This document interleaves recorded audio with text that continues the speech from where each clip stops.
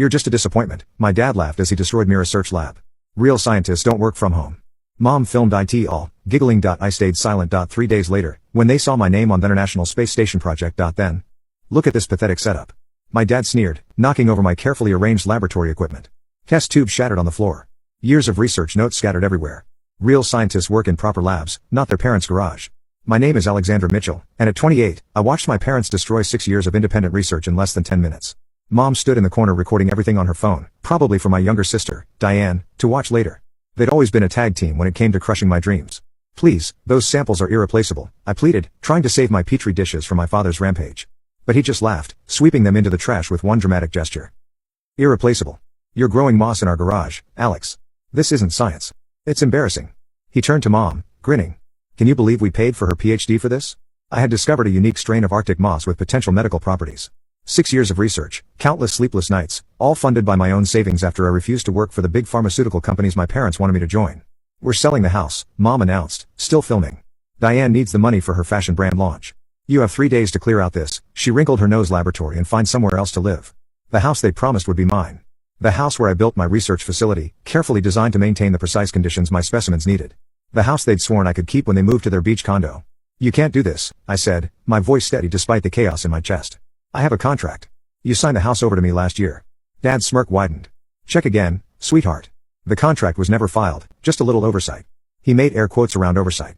Besides, Diane's business will actually make money, unlike whatever this is supposed to be. Mom zoomed in on my face, probably hoping to catch tears, but I wasn't going to give them that satisfaction. Not anymore.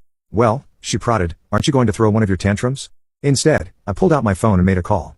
Dr. Patel, it's Alexandra. Remember that offer? I accept. Yes, I can start immediately. My parents exchanged confused looks. Dr. Patel had been trying to recruit me for a classified research project for months. I'd hesitated, not wanting to leave my independent work.